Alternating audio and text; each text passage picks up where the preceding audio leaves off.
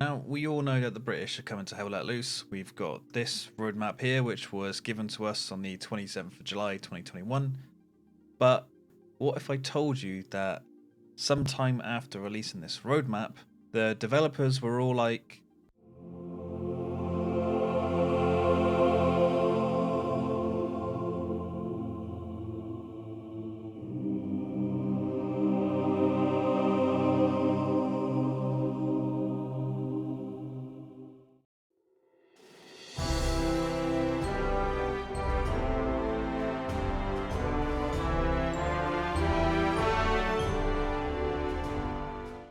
and then in an interview with NME Max, the CEO of Black Matter, on the 14th of December 2021, said that after researching the British forces, they realised that they could potentially include the Aussies and Canadians and turn it from a British expansion to a Commonwealth style expansion.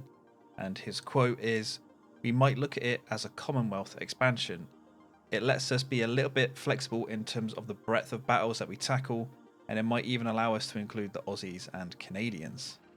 So yes, this could mean then that this roadmap is completely wrong, and instead of getting the British, we're getting the British, Aussies and the Canadians. Or maybe shortly after the British, those two extra factions will be put into the game.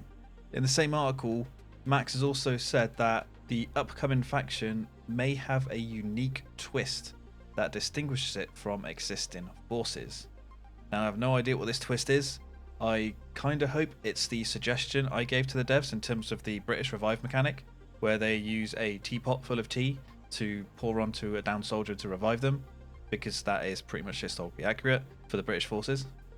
But apart from that, no idea what it could be. Maybe it could be the introduction of some commando style weapons for the British forces, like the silence weapons. Who knows? While we know that the Canadians were expected to come into the game based on their Kickstarter, where the Canadians are in there coming to the Falaise pocket, and then after that the Pacific content was planned. So what this could mean is if they're bringing in the Canadians and the Aussies with the British, that sort of brings forward the Pacific content, which means that the last major update that could go into the game, or the last new faction we'll say, could be the Pacific factions. And that could be Black Matter's last piece of major work for Hell Let Loose before their development contract ends, and then Black Matter go on to develop whatever they want to develop, which apparently may be a fantasy style game. Let's quickly compare the weapons that the British, Aussies and Canadians use, because this does give us an idea as to why they're just sort of lumping them all into one update. And if we look at the rifles that were mainly used by each faction, I mean, they used the Lee Enfield No. 1 Mark III and the No. 4 Mark 1, and the submachine guns. While the British mainly used the Sten gun, they also used the Lancaster, the Thompson and the Sterling or Patchett. The Canadians used the Thompson, the Sten and the M50, and the Australians used the Owen, the Austin, which is their version of the Sten gun, and the Thompson. And then they also used the same sort of machine guns, light machine guns and anti-armor weapons.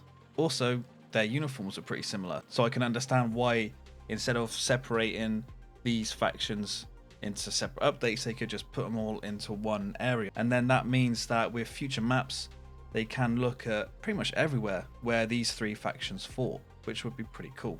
But as soon as I get some more concrete information, of course, I'll let you guys know. So stay tuned for the channel for that, and give the video a like, subscribe for more, and thank you for watching.